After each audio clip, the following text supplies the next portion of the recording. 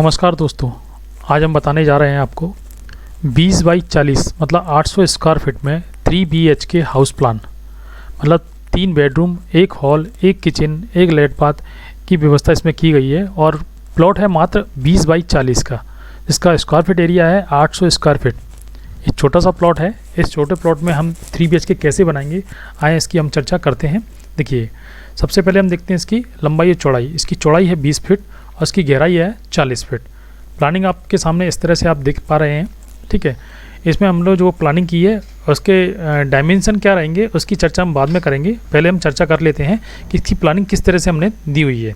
देखिए, सबसे पहले हम देख लेते हैं कि इसका पोर्च, ये हमारा पोर्च है। पोर्च में हमने 2 व्हीलर पार्किंग की व्यवस्था इसमें की हुई है। इसमें 2 व्हीलर की पार्किंग रहेगी और करीब करीब आप 2 या 3 गाड़ी आप इसमें आराम से इसमें पार्क कर सकते हैं, ठीक है।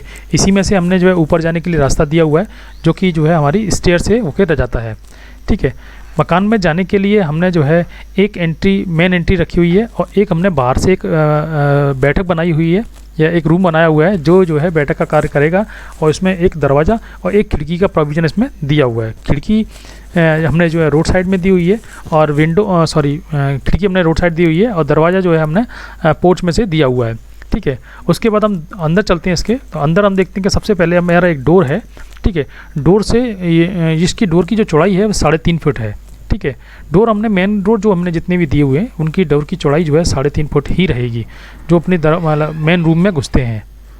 तो उससे अब जो है देखिए, उसके बाद हम आगे चलते हैं, ठीक है। तो ये 3.5 फुट का जो है डोर दिया हुआ है, ठीक है। उसके बाद हम जाते हैं तो बेडरूम नंबर 1, ये बेडरूम नंबर 1 है हमारा, जो कि साइज़ जो है हम बाद में बात करेंगे आपसे। तो ये हमने रेड कलर का जो है विंडो का ऑप्शन दिया हुआ है, जो कि हमारे क्रॉस एरिया मतलब वेंटिलेटेड एरिया है, उसमें से हमको जो है यहाँ विंडो लगाने का एक प्रोविज़न हमें मिलता है, ठीक है। और एक हमने यहाँ पर डोर का प्रोविज़न दिया हुआ है। उसके बाद हम और आगे चलते हैं तो देखते हैं हम यहाँ कॉमन टॉयलेट, ये कॉमन टॉयलेट है। कॉमन टॉयलेट की साइज़ की चर्चा हम बाद में करेंगे, पहले हम इसकी डोर की चर्चा करते हैं। और ये हमने जो लंबा सा जो दिया हुआ है बड़ा सा, ये हमारा वेंटिलेशन है, जो हमारे बाथरूम में वेंटिलेशन का कार्य भी करेगा और रोशनी का कार्य भी करेगा। इसमें से हमें रोशनी भी पर्याप्त मिलती रहेगी, ठीक है। ये डॉटेड लाइन जो हम देख पा रहे हैं, ये डॉटेड लाइन हमारा जो है आर्च का काम करता है। इसमें हम कर्टेन डाल सकते हैं, दरवाज़ा इसमें नहीं लगाएंगे, जिससे क्या है ओपन जैसा लुक आता है, थोड़ा देखने में अट्रैक्टिव लुक आता है, इसलिए जो है हमने इसमें दरवाज़ा नहीं लगाया, ठीक है। और फिर दरवाज़ों की मात्रा फिर ज़्यादा होती है, छोटी छोटी दूरी पे हम दरवाज़ा नहीं लगाना चाहते, ठीक है। बट केवल जो एरिया सेपरेट करना चाहते हैं उस एरिया को हम जो है दरवाजे से अलग से सेपरेट करते हैं, ठीक है। उसके बाद हम देखते हैं ये डाइनिंग एरिया, हम सीधे आते हैं डाइनिंग एरिया में। तो डाइनिंग एरिया है, डाइनिंग एरिया के बिल्कुल सामने जो है हमारे किचन है, ठीक है। किचन में हमने एक विंडो दे रखी है जो कि पोर्च में ओपन होती है, ठीक है। एक दरवाज़ा है जिसको हमने इसमें बंद करके रखा है। ये दरवाज़ा जो है 2.5 से 3 फुट का आप अपनी सुविधा अनुसार इसको रख सकते हैं, 2.5 फुट का या 3 फुट का।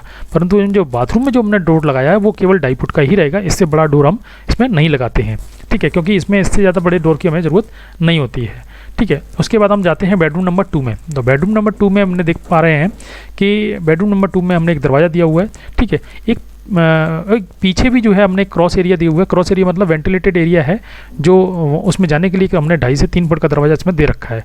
जैसे कभी हम कोई कूलर या पंखा या कोई AC रखते हैं तो उसमें कभी मेंटेनेंस बनता है, तो मेंटेनेंस को बनाए रखने के लिए जो है हम जो है इसमें से एक रास्ता देते हैं, जिससे हम जो है उसको आराम से उसे मेंटेन कर सकें, ठीक है। यहाँ एक अपने विंडो दी हुई है, ठीक है, और एक विंडो हमने इस बेडरूम में दी रखी है, ठीक है। अब देखते हैं बेडरूम नंबर 3। जो बेडरूम नंबर 3 है उसका भी दरवाज़ा जो हमने सामने से रखा है और फिर एक जो है विंडो हमने ओपन एरिया में से दी हुई है। तो इस तरह से आप देख पा रहे हैं कि 3 बेडरूम, 1 हॉल, 1 किचन, एक डाइनिंग एरिया, एक बाथरूम, ठीक है, पोर्च, उसमें पार्किंग है। आप 2 या 3 2 व्हीलर इसमें आराम से पार्क कर सकते हैं। अब हम इसके साइज़ की भी चर्चा कर लेते हैं। देखिए, इसका साइज़ हम किस तरह से लेके चलते हैं। देखिए, पोर्च का साइज़ हमने रखा है 9 फीट बाई 15.25 फुट। 9 फीट इसकी चौड़ाई है और 15.25 फुट इसकी गहराई है, ठीक है। ड्राइंग रूम है, ड्राइंग रूम का साइज़ हमने 9.5 बाई 10 का रखा है, तो 9.5 फुट चौड़ाई है और 10 फुट इसकी गहराई है, ठीक है। फिर बेडरूम नंबर 1 की बात करते हैं तो उसका साइज़ भी हमने 9.5 बाई 9.5 रखा है। 9.5 लंबाई है और 9.5 ही इसकी चौड़ाई है। 3.5 फुट का हमने एक पैसेज दे रखा है जो अंदर जाने के लिए कार्य करता है।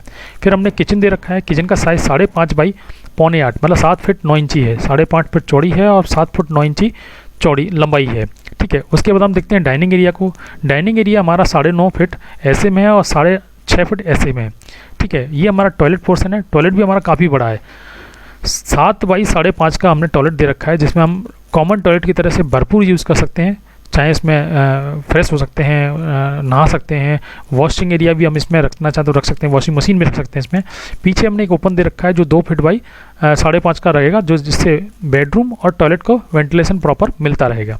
ठीक है, इसके बाद हम देखते हैं बेडरूम नंबर 2 की तरफ। बेडरूम नंबर 2 का जो साइज़ है वो 9.5 बाई 9.5 है। ठीक है, फिर उसमें भी जो है पीछे जो ओपन दिया हुआ है उसका साइज़ भी हमने 9.5 बाई 3 का दिया हुआ है।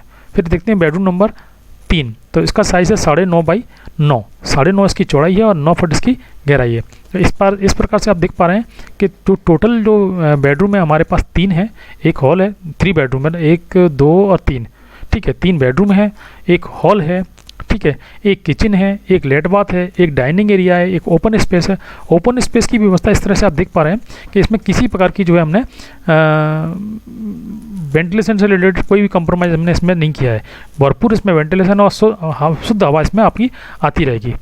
मेरा आप सभी लोगों से एक निवेदन है कि मेरे चैनल को आप सब्सक्राइब जरूर करें, जिससे मैं आगे आने वाले वीडियो को आपके पास जब मैं डालूं तो आपको उसका नोटिफिकेशन मिलता रहे।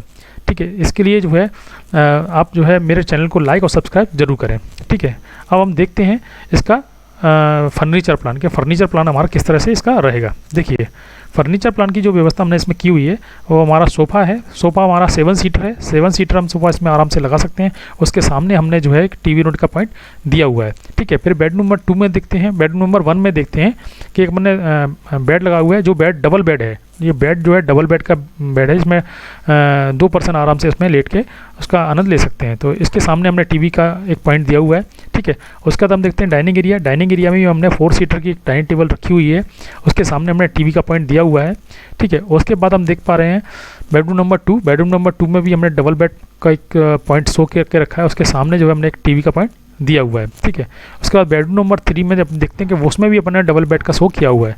तो मतलब आप ये देखिए, आपका मास्टर बेडरूम प्लस आपके पेरेंट्स का बेडरूम और आपके किड्स का बेडरूम भी आप इसमें अरेंज कर सकते हैं, जिससे जो है कोई भी व्यक्ति जो है आराम से जो है अपनी रूम को आराम से व्यवस्थित कर सकता है। ओवरऑल प्लानिंग इसमें बहुत अच्छी है। ठीक है, आप देखिए, और अगर इससे रिलेटेड कोई और जानकारी आपको चाहिए तो आप मुझे बताइए। मेरा वीडियो देखने के लिए बहुत बहुत धन्यवाद। नमस्कार।